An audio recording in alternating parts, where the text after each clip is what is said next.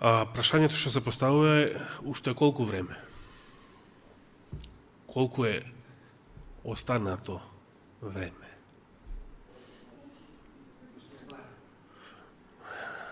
Двосмислено е прашањето.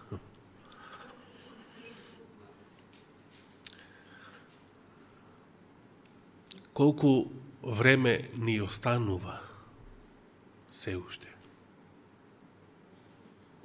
Зато реков двосмислено е прашањето. Данило не подсети на Христовите зборови кога ќе гледате да се случува сето ова, подигнете ги вашите глави. Зошто?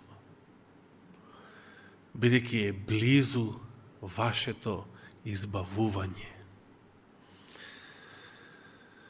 Значи, како што распнувачите Христови не знаеле што прават, значи, обичните римски војници, незнабожци, и Христос се молел, Оче, прости им, зошто? Бидејќи не знаат што прават.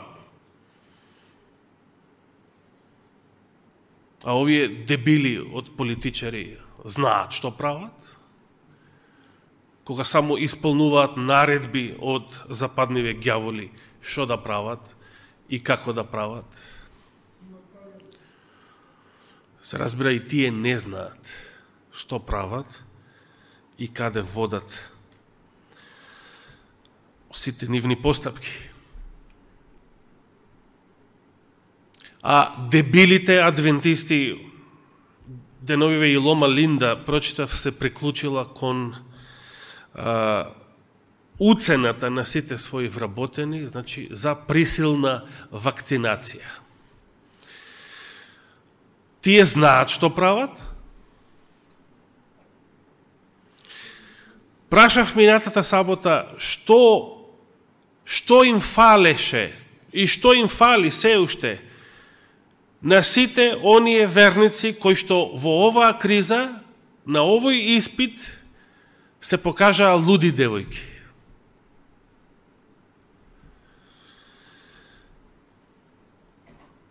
И што представува конкретно таа залиха, таа резерва на масло?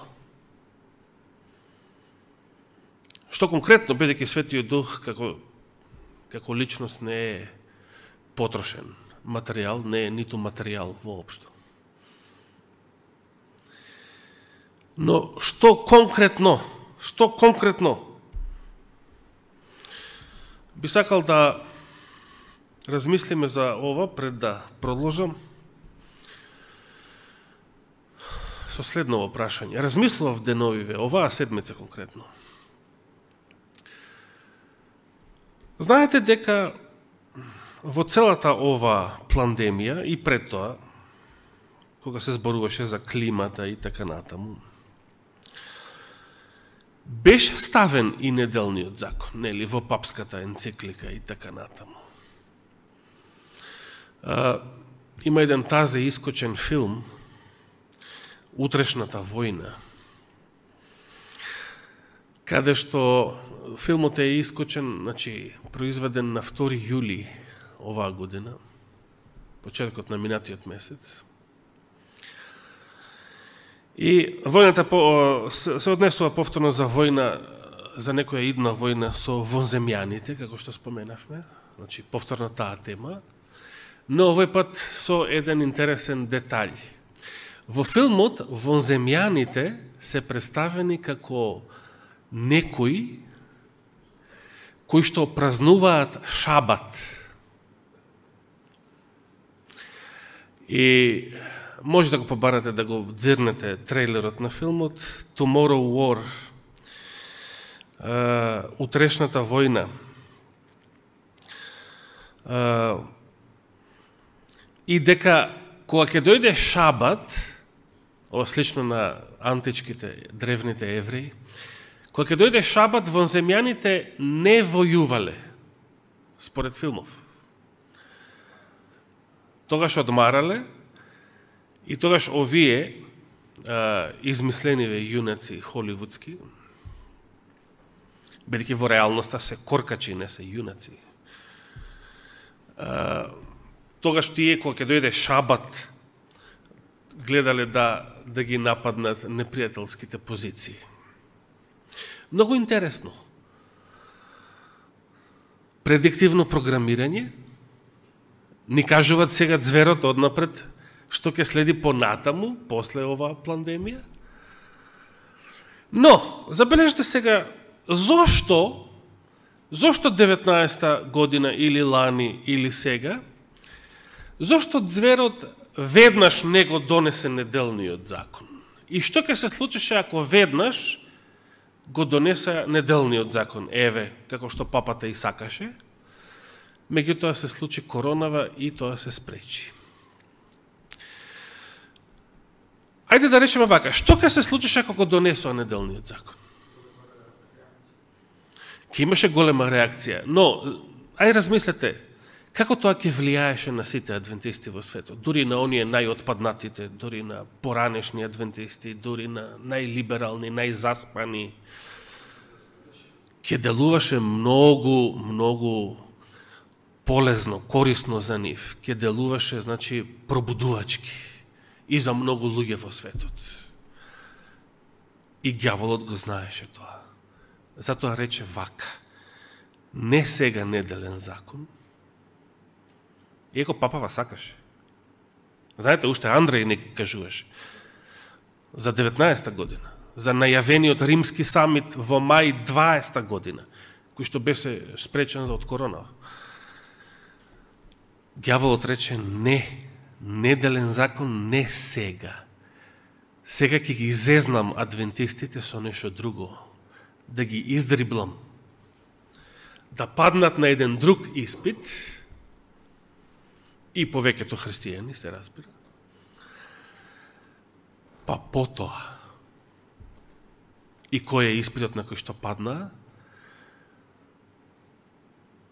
Падна на овој испит. Зошто падна? Еве да ви кажам, се сеќавате зимоска, Генералната конференција зазаде со Лома Линда заедно со сите продадени души. Зазаде став кој што го нарековме Бош. Толку голема желба за неутралност. А неутралност, во ниту една војна не постои неутралност. Во ниту еден духовен конфликт, во ниту една криза не постои неутралност. Особено кога е во прашање Божиот закон, Божиото слово, верноста кон Бога, било кое искушение, било која криза во врска со нив, не постои неутралност. Не може да постои. И тие сака да му угодат, значи, што сакаше Генералната конференција зимоска? Сакаше да им угоди на двајца господари. Сакаше да му угоди на Бога, ама да не го налути и зверот, да му угоди и на зверот. Што рече Господ? Дали е можно да му се угоди, да им се угоди на двајца господари? Дали е можно да им служите на двајца господари? Не е можно. Затоа, како што не е можно, паричката долго време да стои на Бош. И паричката падна. На која страна падна паричката? Од пролета наваму. На единствената, значи, логична на која што можеше да падне, на страната на зверот. Затоа, иако официјалниот став и на Лома Линда и на Генерална конференција од зимоска беше дека вакцината, примањето на вакцината е лична работа, значи слобода на секој поединец, сега што прават лудиве девојки? Сега и тие се придружија на волјата на зверот за присилно наметнување на истата. Деновија прочитав исто така еден глупав коментар на една друга луда девојка, која што рече вака. Замислете како гласи коментарот. Подобро е да ја прифатиме вакцината за да не го шириме вирусот, па на тој начин да го проповедаме Евангелието, ако ќе дојде вистинската криза, значи, малку парафразирам, не сеќавам точно на незините зборови, на англиски беа, значи, кога ќе дојде неделниот закон, саботата и така натаму да биде прашање, тогаш, значи, ќе треба да завземеме став. Јас се доздолу и напишав, ако ти сега, да се извинам, прво таа каже дека ова не е прашање на верска слобода, тоа го рече. Видите, лудите девојки, тоа се сите верници, пастори, проповедници, теолози, кого сакате, од Тед Уилсон надолу и во сите верски заедници. Лудите девојки дури не се во тек, настаните толку бргу се движат, и јас ова не го знаев, ова од Африка не го знаев. Значи, сега и тоа не важи, дека ова што мислеат они, ова не е прашање на верска слобода. Или како што рече безумно Генерална конференција Зимовска, дека жигот на ѕверот ќе има врска со Божиот закон. Демек, ова нема врска, вакцинова нема врска со Божиот закон. Сега, мојот коментар на непознатата инко за мене личност, што тоа го напиша, беше: ти, ако ја примиш оваа вакцина и ако ја загубиш твојата лична слобода, тогаш не постои никаква друга слобода, ниту верска слобода. Кога твоето тело ќе биде диригирано оддалеку и под контрола на други, не постои никаква слобода. И не можеш да проповедаш никакво евангелие кога се согласуваш со последниот греф. И во положение објаснив на што мислев под тој израз, како што ќе се подсетиме и денес во продолжение на проповедта. Во овој момент би сакал да споменам две други работи. Се сеќавате на крајот од параболата за 10 девојки, значи 5 мудри и 5 луди, кога мудрите, дојде младоженицот, мудрите влегоа со него во свадбата и вратата се затвори. Потоа дојдеа лудите и тропа и тие на вратата: Господаре, Господе, Господе, отвори ни. Се сеќавате ли што им рече Господ на лудите девојки во параболата? Не ве познавам. Тоа се многу страшни зборови. Дали би сакали Исус да ви ги каже тие зборови? Се разбира, не. И лично не посакувам никому Господ да им ги, од вас да ви ги каже тие зборови.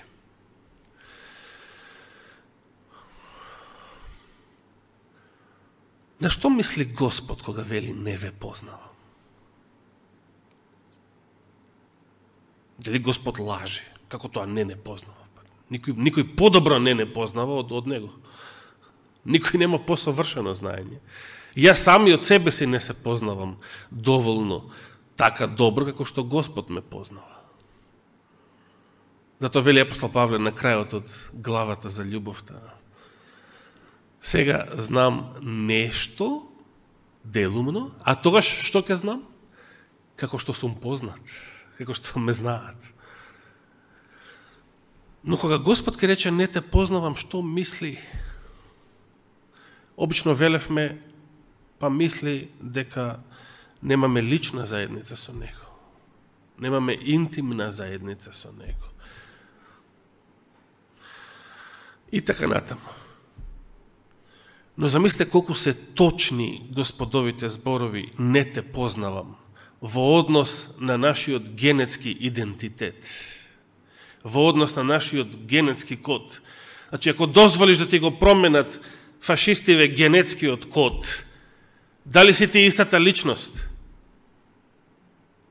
Замисли колку тогаш во таков контекст би биле точни Господовите зборови: никогаш не сум те познавал. Никогаш не сум те познавал. Не си ти таа, не си ти тој што го знаев. Ти си сега не некој, туку нешто друго, нешто патентирана стока. Значи сега ќе можат сите оние што ги примиле овие зла во своето тело, законски да бидат третирани како собственост, како производ, како стока, патентирана стока на овие фашистички корпорации.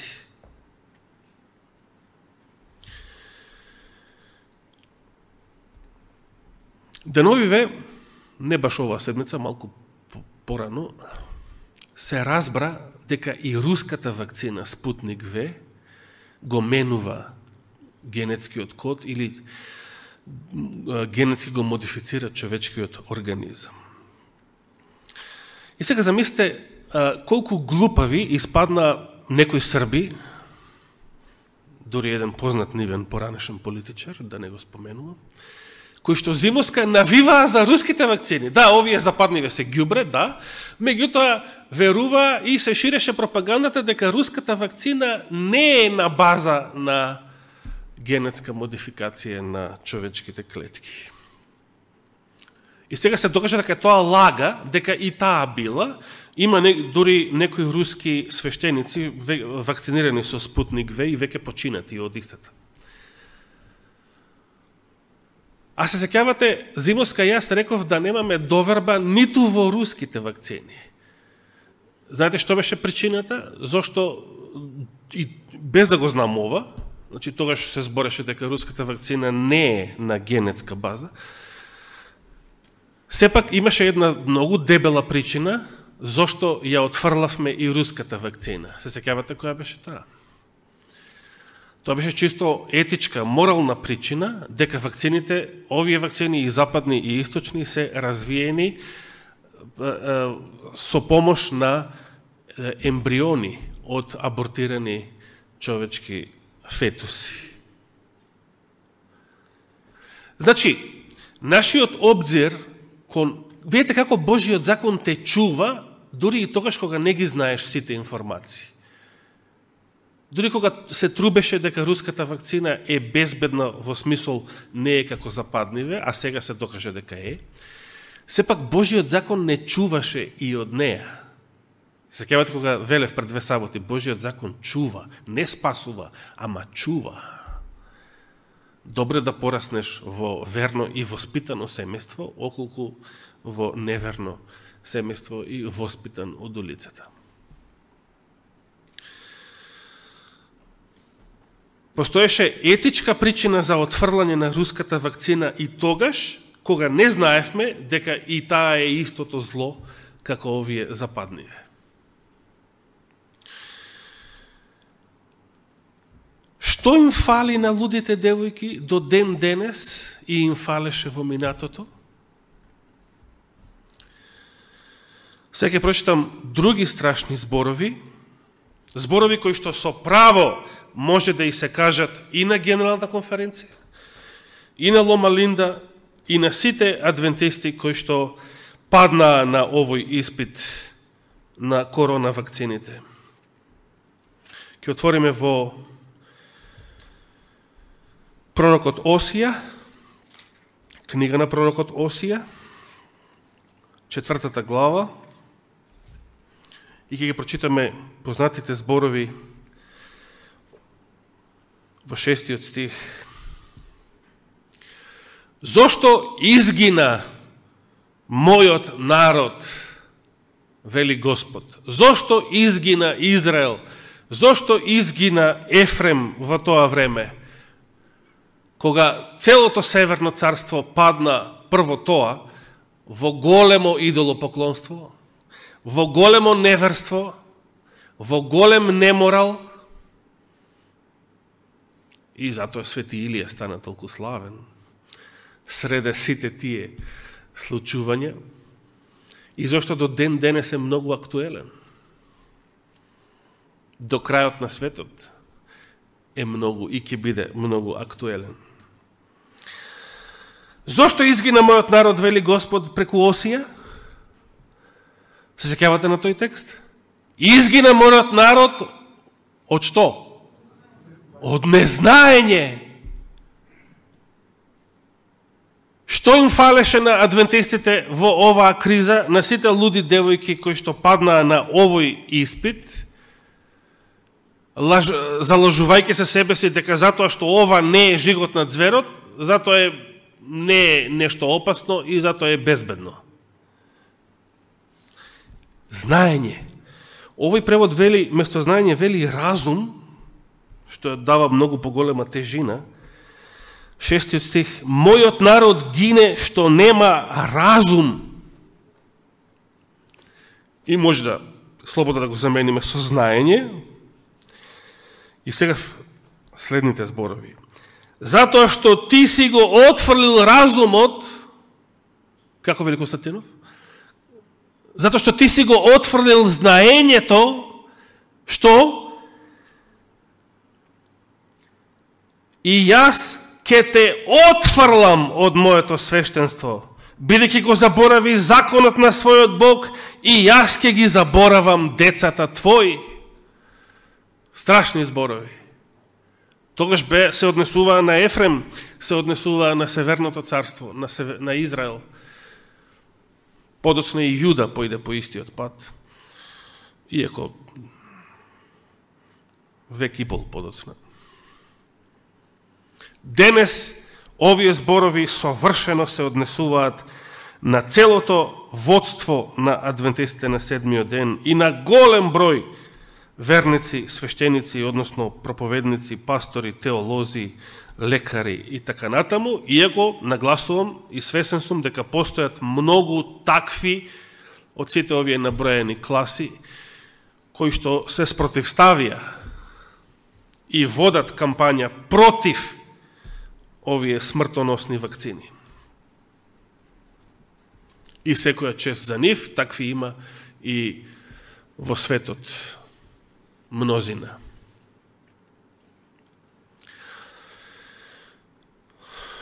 Во овој контекст би сакал да направам една мала дигресија. Мене многу не ме загрижува што прават тукашниве марионети, папагали или во Африка и така натаму. Во моментов се подготвува еден закон. Прво треба да помине низ Американскиот Сенат, каде што има доста слободолюбиви и храбри личности, како, например, сенаторот Ренд Пол, Марко Рубио, овој другиот, како се викаше, го заборев. Беше и тој председателски кандидат.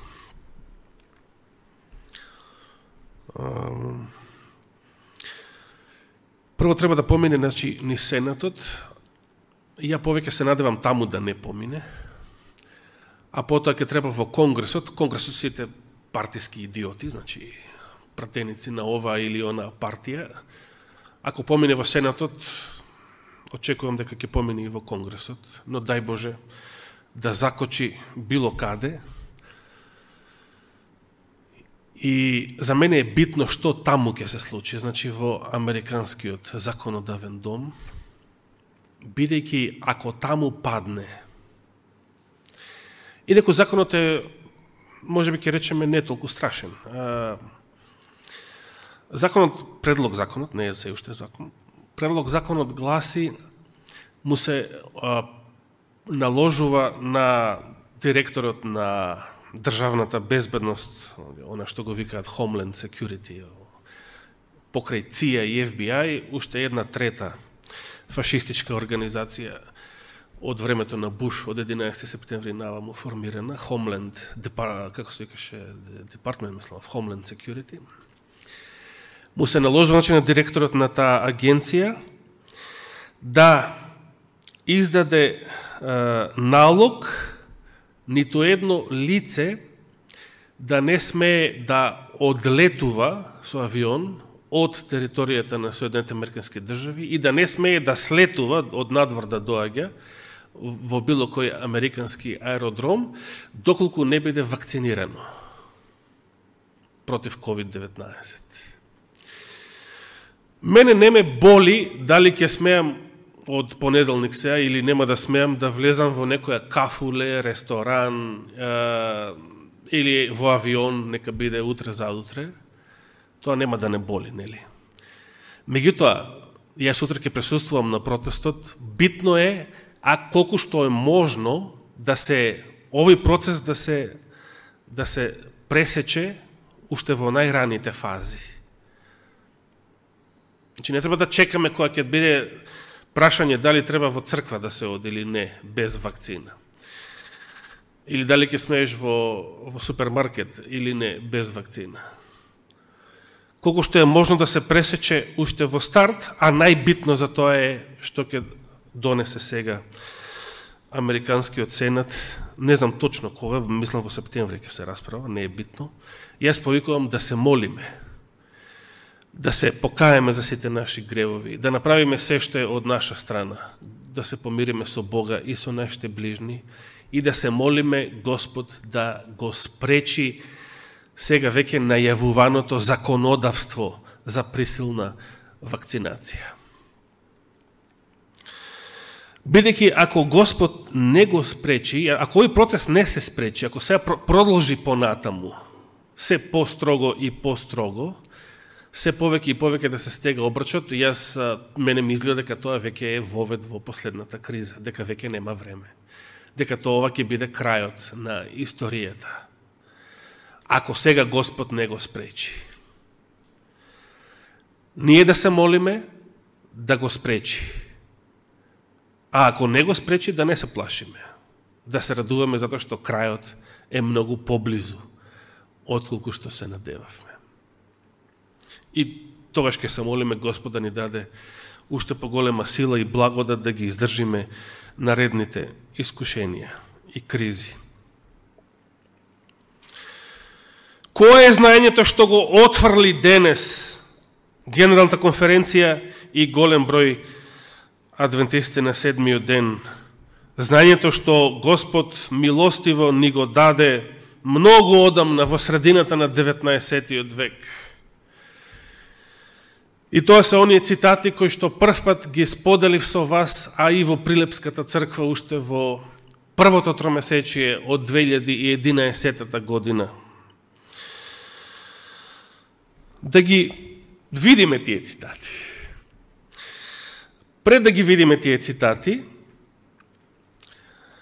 би сакал да отвориме, да прочитаме еден познат, исто така, за многу стихови веќе велам, многу саботи поред дека се познати, дека читаме познати работи, дека само се подсетуваме на нив. Но гледате, за многу луѓе, за многу верници, за многу теолози и проповедници е тоа се уште непознато. Да отвориме на брзина само во Матеј 15 глава. Матеј 15 глава, кај што ќе го прочитаме 13 стих, а потоа ќе преминеме на цитатите на Елена Вајд. Матеј 15 глава, 13 стих. Предходно во 12 стих неговите ученици му се приближија и рекоа: знаеш ли дека фарисеите, штом го чуја тој збор, се соблазнија? А тој, одговарајќи им, рече, немаме време сега да го дискутираме контекстот на овие зборови, што се соблазнија фарисеите, читајте дома ако сакате. А тој, одговарајќи им, рече: секоја тревка што не ја насадил мојот Отец небесен, ќе се искорне. Постојат треви, постојат растенија кои што Господ не ги создал? Постојат? Постојат. Токму така. како тогаш постојат, ако Господ не ги создал? Повторно доаѓа мајмунската теорија на ум. Не затоа што еволуирале од мртва материја, од ништо нешто.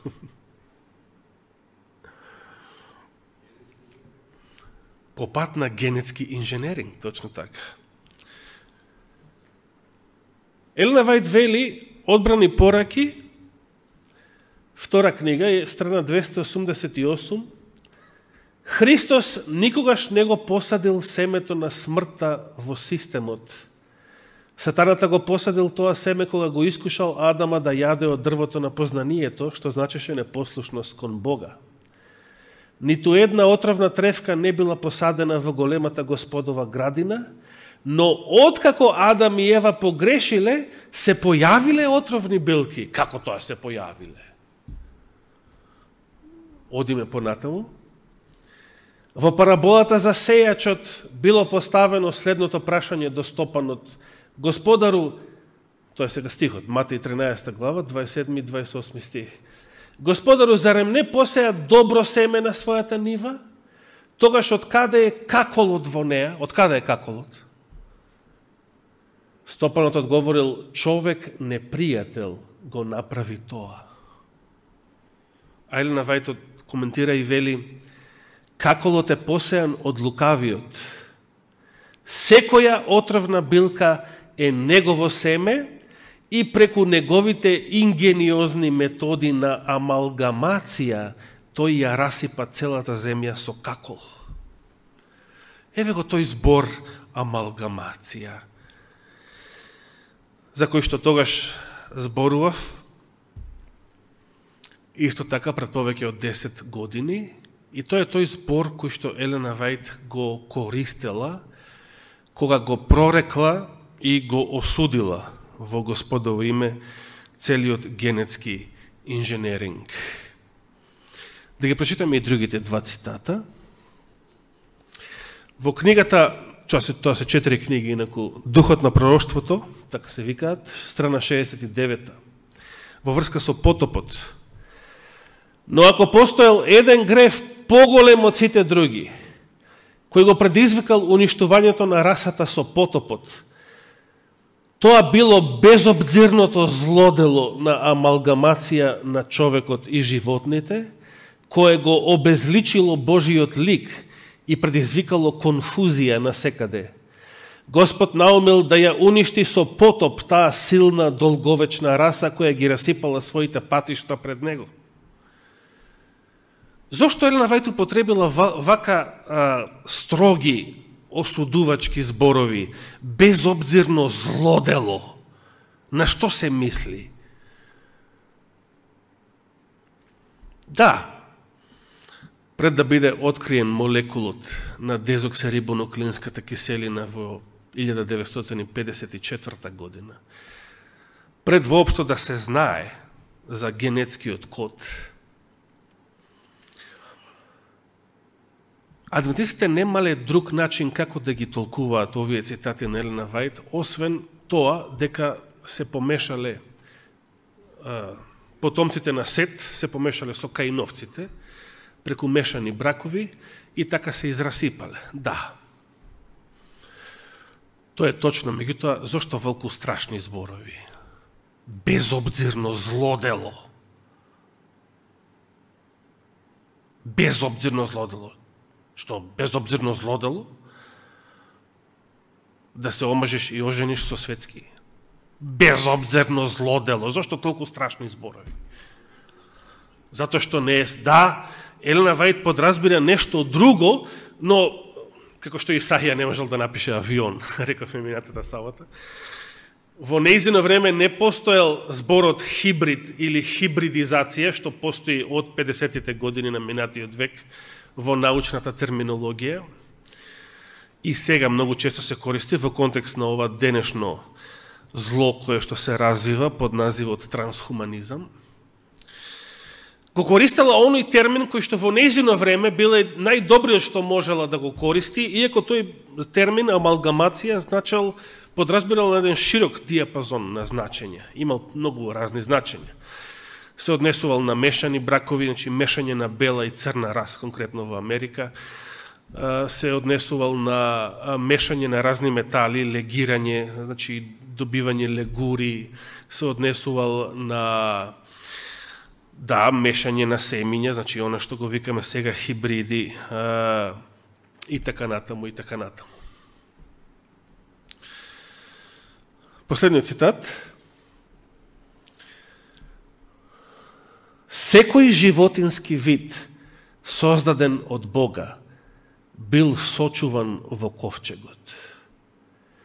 Конфузните видови кои Бог не ги создал, кои биле производ на амалгамација, биле уништени во потопот. После потопот имало амалгамација на човекот и животните, што може да се види во речиси бескрајните варијации на животинските видови, како и во некои човечки раси.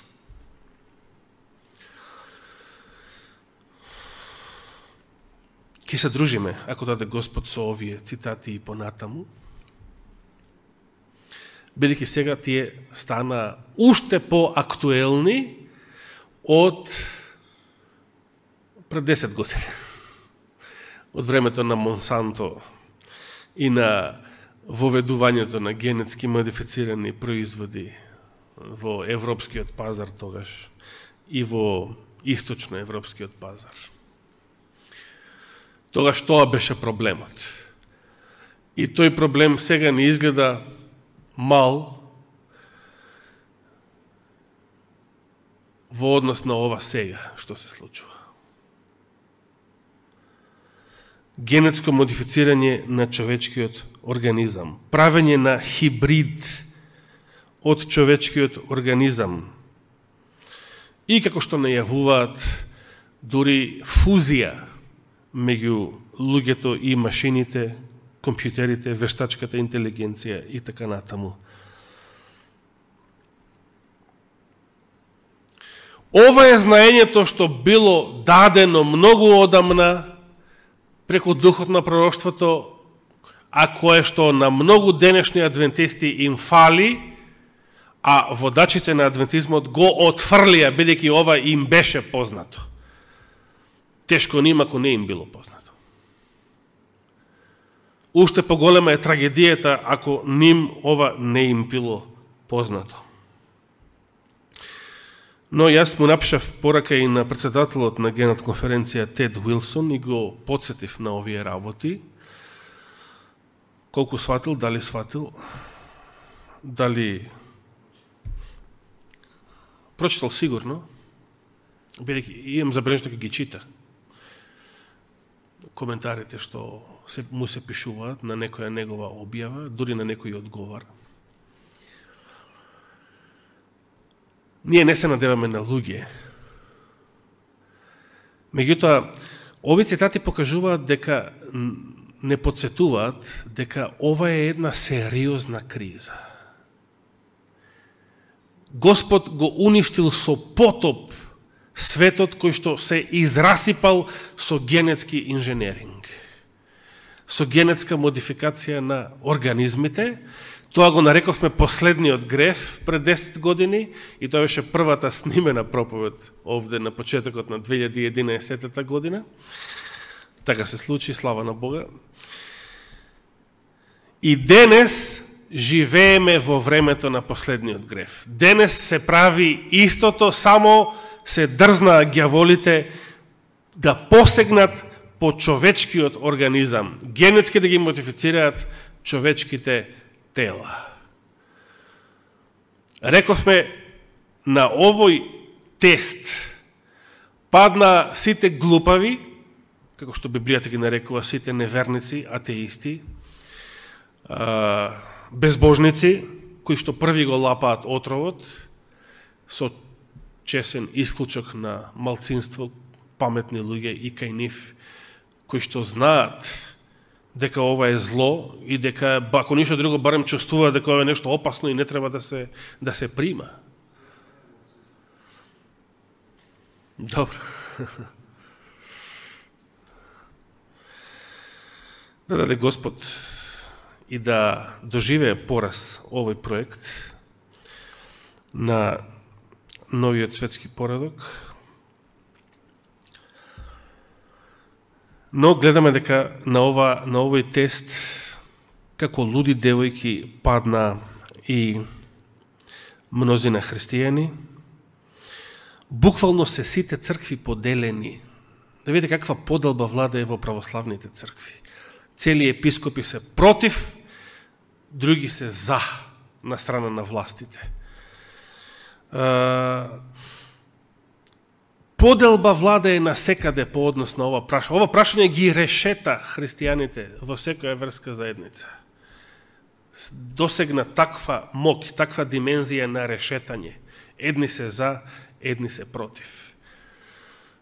Има лица во Хартланд кои што ја примија вакцината. И се фалеа со тоа на Facebook. Се фалеа со својата глупост, со својата лудост.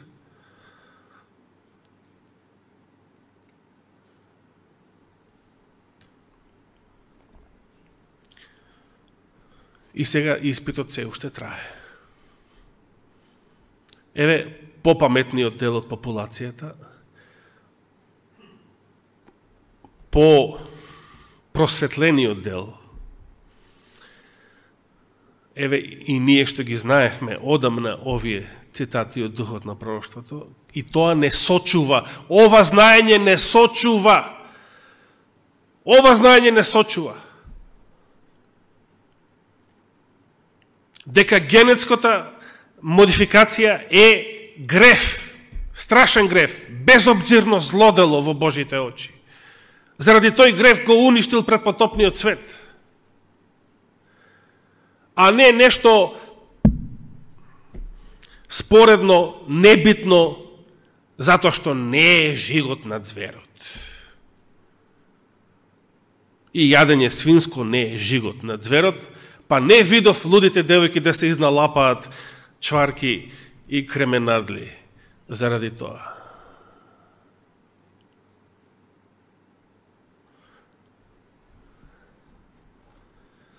Како ќе се одвија понатаму оваа криза, не знам. Освен овие цитати од Елена Вајд, кои што ќе ги повторуваме и во иднина, бидејќи ова треба да се повторува. Божиот народ гине од незнаење, значи ни треба просветлено знаење за оваа криза, кој што Господ ни го обезбеди преку Духот на пророштвото одамна, но дали знаете дека и во Библијата постојат стихови на оваа тема? Знаете ли, не знаете?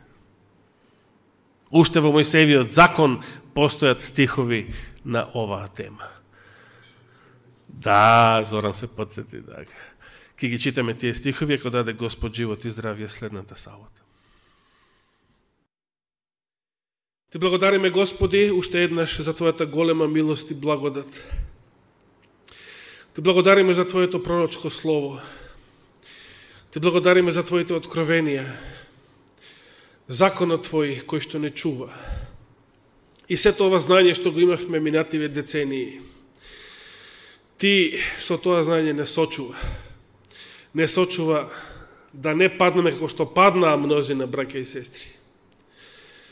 Но еве, оние што досега не падна, за нив зверот подготвува сила. Уцена, кој што и во нашава земја стапуваат во сила од понеделник. Дај ни, Господи, благослов и благодат, да Ти останеме верни и под секакви закани и уцени. Се надеваме на Тебе, се надеваме на Духот Твој, како што самиот си не повикал, не со сила, не со мок, туку со Духот Твој да се спротивставиме на светските власти, на ѓаволиве што управуваат со овој свет и нивните марионети во секоја земја. И да оставиме пример и за нив, за мнозина од нив, да бидат обратени и придобиени и освестени во сето ова што се случува. Знаеме дека ова не е последната криза и те молиме, Господи, пресечи ја, да не биде ова последната криза. Но ако Ти дозволиш да биде, и ако крајот е навистина толку близу, тогаш дај ни благодат и радост да се веселиме што Твоето доаѓање е близу и да ги издржиме сите искушенија кои што ќе предстојат. Води ни, чувај ни во остатокот од овој саботен ден, а за тоа те молиме и Ти благодариме во Христово име. Амин.